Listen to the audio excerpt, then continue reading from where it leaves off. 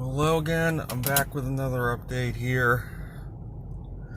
As you can see, I am back in my truck here. However, I'm not out of the woods on this. They could not figure out at this place what was causing the codes.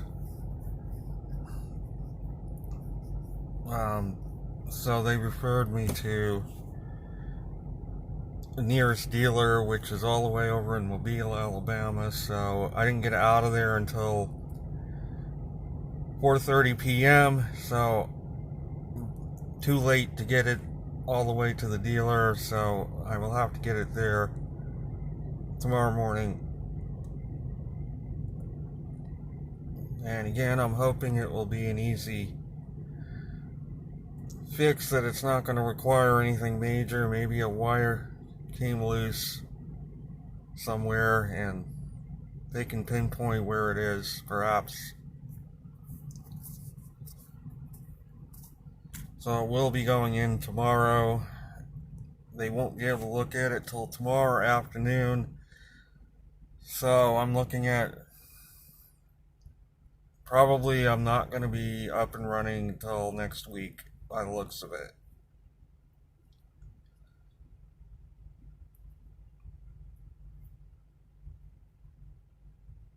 So, as far as the building is concerned, the person from Long Island who's interested in buying the building called me back. He says he wants to make this happen. And actually wants to split things 4 ways, where everybody gets $700 a month. He wants to can keep me in on the building, owning 25% of a share of it. He wants to own 25% of a share, and he wants to offer 25% to an electrician that's willing to do the work, and 25% to a plumber that's willing to do the work. That is his plan. So we're going to be talking again soon on this. Seems like he is formulating a plan here, so I have to play this by ear. I have another person who expressed interest as well, who emailed me, so I replied to him. But at this point, this person from Long Island looks like the most likely candidate. He's even willing to offer me as much as $30,000. He said, I don't know if he will offer, but now with this 25% ownership plan, I don't know how that's going to work.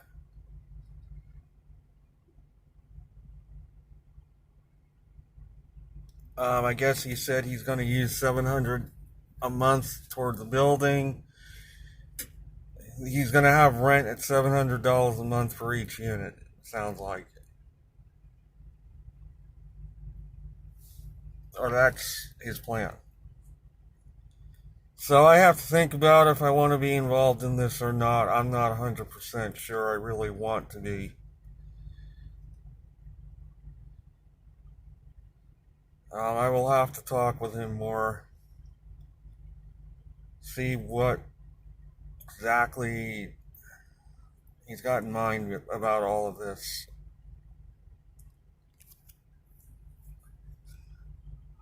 Going into the tropics, that system did get a little better organized. They named it letter I don't know how to pronounce it.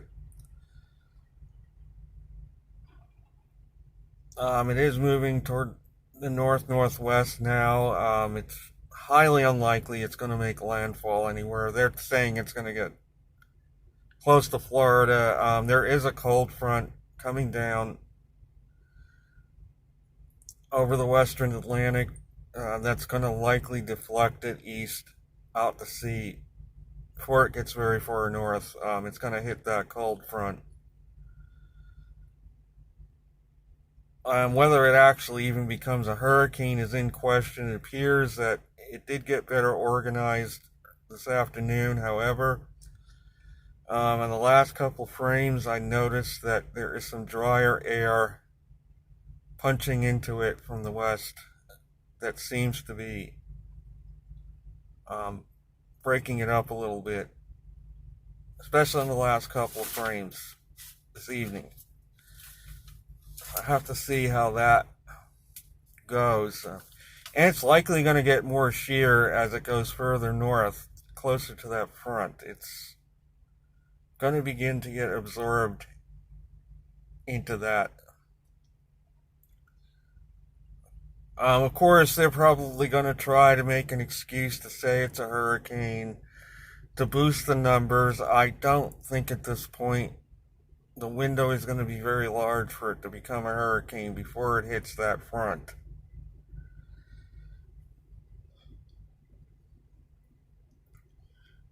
Pretty much, that's the only system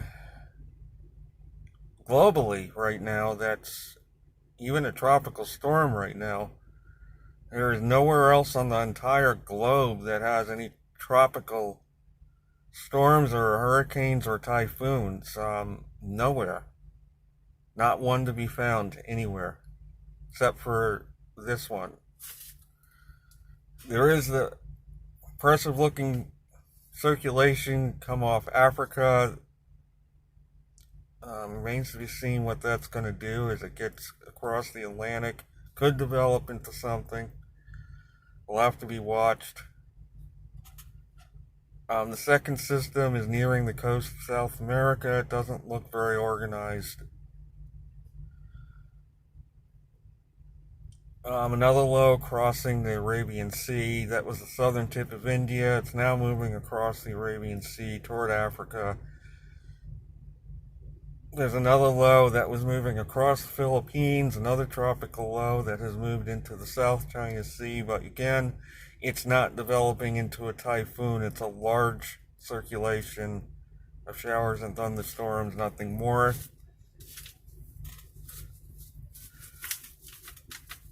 The Pacific, there are, to the usual place, west of Mexico, there's the usual band of showers, thunderstorms moving west. None of it seems to be really organized. There was one spot that was trying to get organized, but it kind of broke up again. The weather in the Gulf finally settled down today. Skies have cleared.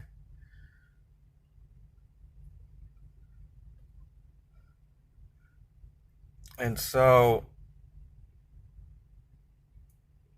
the weather is going to cool down over the eastern U.S. after a pretty hot July. Again, the cold front is the beginning of it. There's that low over the Bering Sea is moving into Alaska. It's dragging a cold front way south to another low developing over the western Pacific, well east of Japan, dragging a cold front all the way down, probably about 35 latitude. Then we have that other low in the Gulf of Alaska. It's not really moving much. So the Pacific Northwest isn't going to cool down right away. The front from it is still well offshore. It's just spinning right now. That other low moving into Alaska is kind of catching up to it. So it'll be interesting to see what that front from that low does, whether it kicks it east or not.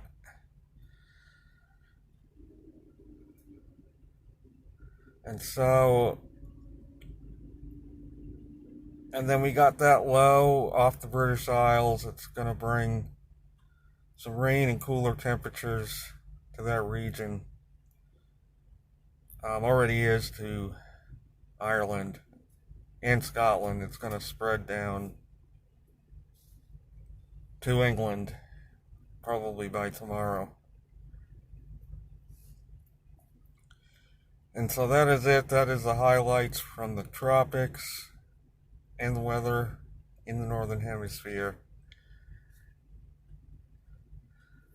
I will be back soon with another update. Have a good night.